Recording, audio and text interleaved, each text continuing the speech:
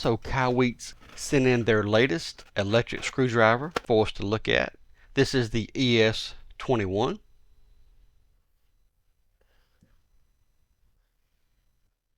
This is what the package looks like. We have 64 different screwdriver bits. Have 5 accessories. And the driver itself being 70 pieces.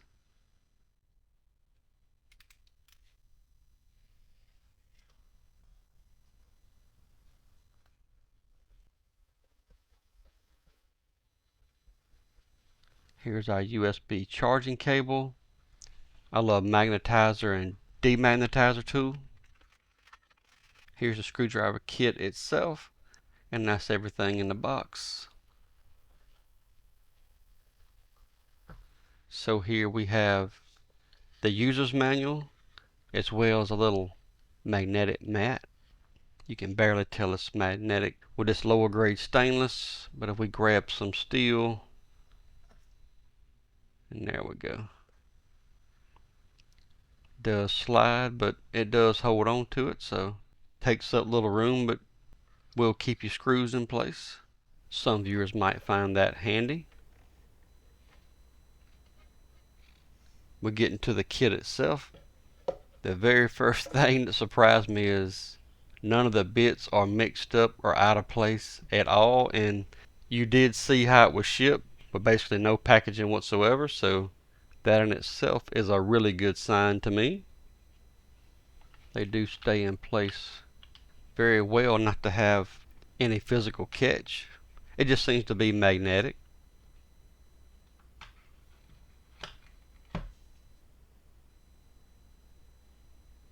I first look at the screwdriver. I really do like the size of it.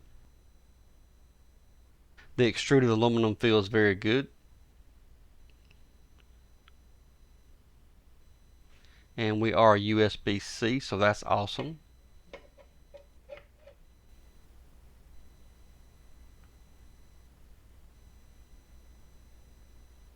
We do have our little shroud on the bottom, so it turns internally there.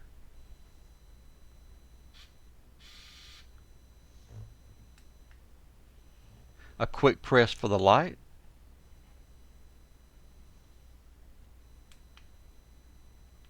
Quick press off.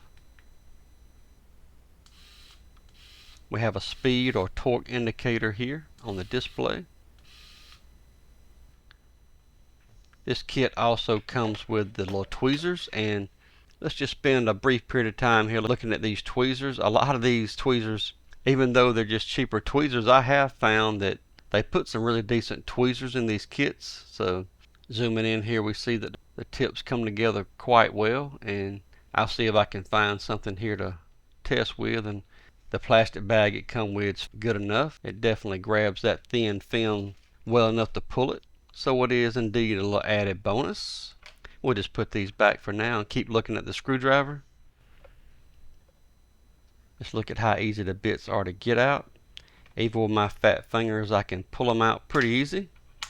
If you have to, just push down on the tip and pop the back up. And very nice. These little screwdrivers are super handy with small things. And I really do enjoy these little bit sets because you just never know when they come in handy. It's just so many different security type bits, and it's just really handy to have them around. I really like these extended or the longer reach bits. These are 4mm bits, 44 millimeters long. They really come in handy disassembling a lot of items, and we actually have a good many bits to choose from, even the long ones here. I've used some of these like this recently, the triangular bit. And on this other side, we have the very handy security torques. If you see here, even though they're tiny, they actually are security. They had the hole in the center for the studs, so that will come in handy for sure. We also have them in the shorter bits, also security. These are 4mm bits, 28 millimeters long. They come in the sizes T5 all the way to T20. And these security torques.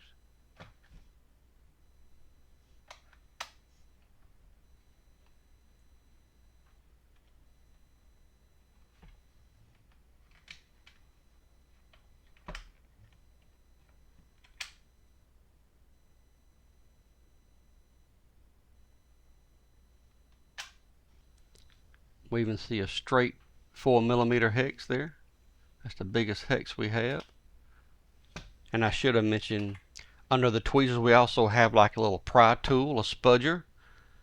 It's a thick and heavy duty little pry tool if needed. And actually that goes in like so. Protects the tip. They were thinking on that design there.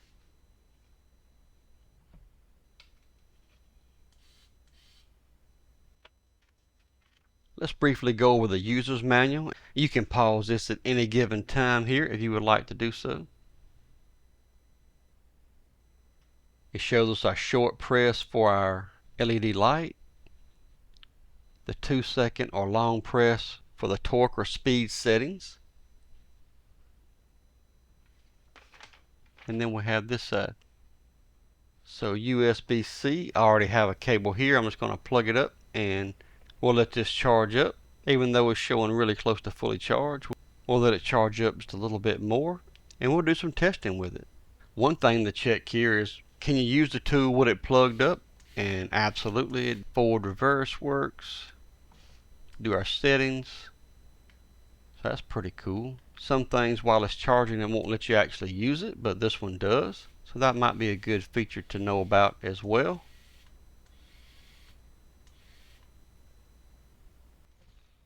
Yeah, and there's the light. The light definitely works. Cool. So we talked a little bit about how well the bits stay in place, so let's put it to the true test here.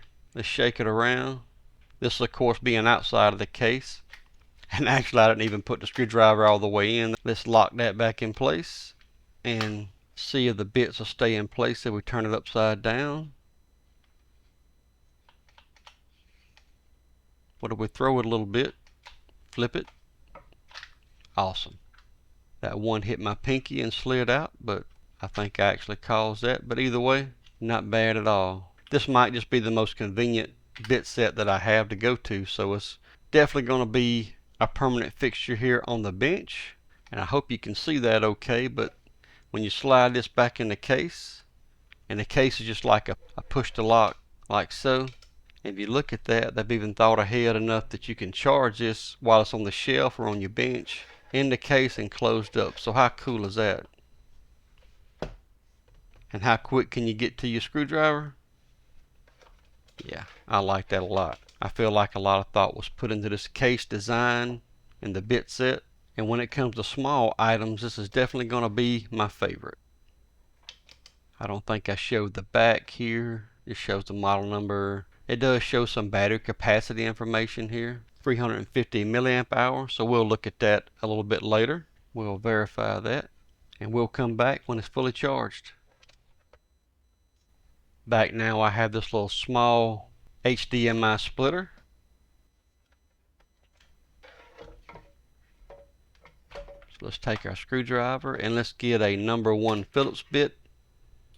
And it has these little rubber plugs in here. I'll fast forward through this part since it doesn't really have anything to do with the screwdriver itself. And first of all, just grabbing it manually, it does have a good feel to it. And here's our light. I don't know if you can see that. Let me hold it up towards the camera. There's our light on, and you can probably tell the difference. Just hit the button and there we go. This is rated for 200 RPMs. So on this screw, let's just use the torque of the screwdriver itself. And it absolutely had enough torque to do it. These are little small plastic, like number 1 Phillips size screws. I do need to magnetize my bit, so this is the magnetizer that came with it. And there we go.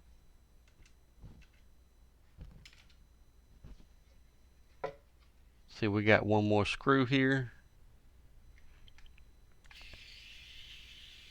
Came out just fine. I don't think it's any more screws. The board just kind of pushes on. Yeah. Nothing else to take apart here, but we will just put it back together. We'll see how well the bit holds the screw. Better than I did. There we go. We'll start it like so. And that did very well. I could probably even back the torque down. So if I hold the button down, click it one time, you see we have a reduction in torque and speed. So we'll see how this does. I'll try to hold this at an angle so you can see it. That felt pretty good. And by the way, the specs on this goes from 0.15 to 0.35 Newton meters in torque. And it's rated for 5 Newton meters by hand or manually turning the screwdriver. So the little gearbox does lock down very well to finish tightening or to loosen up a stubborn screw, which makes these little small screwdrivers so much more handy. It keeps some fatigue off your wrist and your fingers and keep you from getting carpal tunnel syndrome so bad, but you can still use it like a regular screwdriver when you have to, and it's got these nice grips the way the extruded aluminum is on the case, the actual housing of the screwdriver, and I really like that. This has the best feel by far of any of the smaller screwdrivers that I've used in the past. So one more test here. I just happen to be working on an Ego light at the moment, so I've been putting the little controller module in and out of this light, and I just figured this time we would use the Kaiweets ES21 because these are smaller screws, but these are probably about as heavy duty as you would want to use for this size screwdriver, but we're going to try it out here. I do have to magnetize this bit really quick. And there we go. That's a lot better. Just get the thread started, and we're going to hit the button, and there we go. That actually did very well.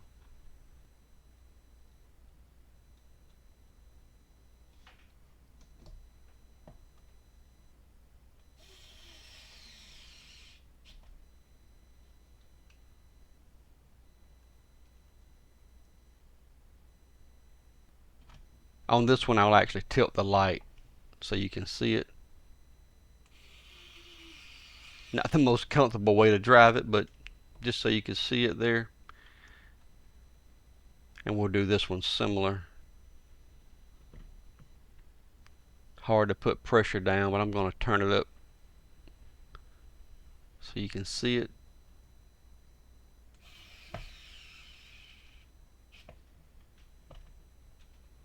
And we'll finish these off by hand because they are larger screws, and that worked just fine.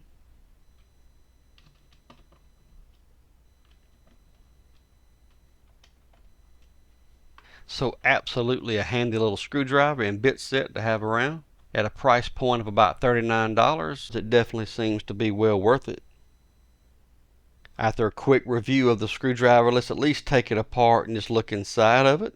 And the spudger tool does a great job popping the back cap off, but I don't know if this slides out or not. The board definitely slides in the channel, but it's not really wanting to go forward. I'm just going to get this front cap off, but it's being kind of tough, but there we go. It kind of snaps on the LED board. So here's our LED board. Let me zoom in a little bit more so you can see it better. There's our 4 LEDs, but it don't really want to go either direction. It's almost like it's hitting these buttons. If I go to push, can you see that button, the little multifunction button in the back? When I go to pull the board, it actually pulls in that button like it's grabbing it, so it's probably going to break that button. It don't look like it's going to be another way to get that out, so we're going to have to remove the button, taking a small screwdriver and pushing in, and they do have little catches on the top and bottom, kind of as suspected. There's our little tactile push buttons, and yeah, we're still hitting the other buttons as well, so absolutely going to have to take all the buttons off to slide the assembly out.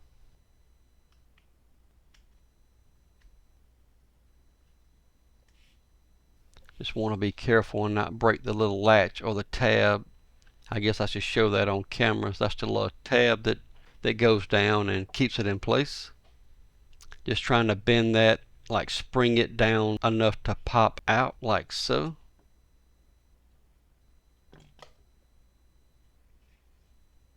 And there we go, we just slide right out. So we see our battery and our wiring and our board. This seems to just come apart in halves. Yep, no screws, just snaps together. Yeah, this little snap at the back's got to pull straight off. There we go. And now we can see the board and the little LiPo cell, the motor and the gearbox. I'm definitely admiring the minimalistic approach here. The way they designed the board, the way it holds together, and it all keeps the spacing just in that little plastic carrier. And how about that? It has 3 connectors. You have a connector for the battery, for the motor, and for the LED module. Pretty cool. My first thought is some heat shrink over those wires for the motor would have been nice, but on the other hand, when it's all held in its carrier together, there's no way it could ever touch. So I guess as long as you don't take it apart like I just did, then you don't have to worry about it.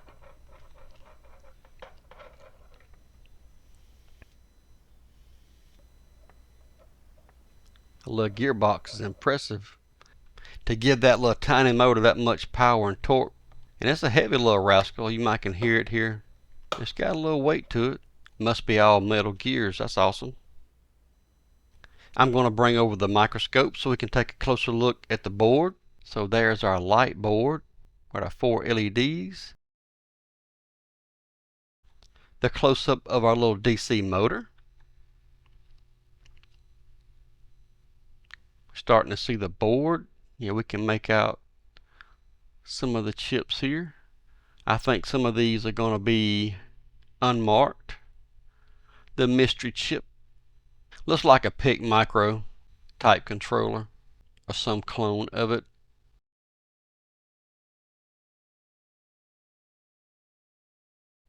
Here's some of our charging circuit.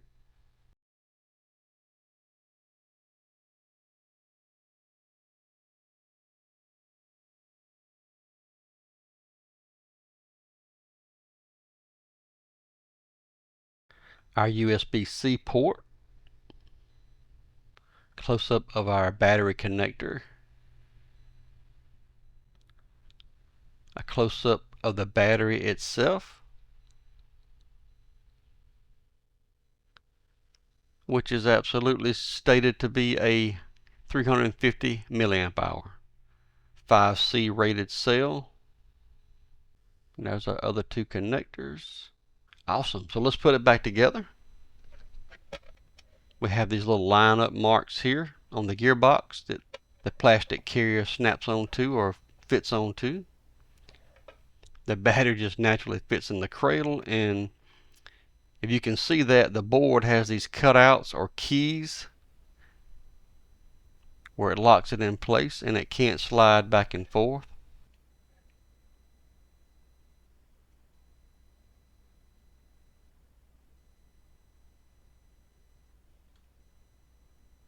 If you can see, the board sticks through the slots like so. Those ridges stick out and lock in like so. Pretty cool. I really like the simplicity of the design. Keeps everything a lot smaller too. Just slide it back in.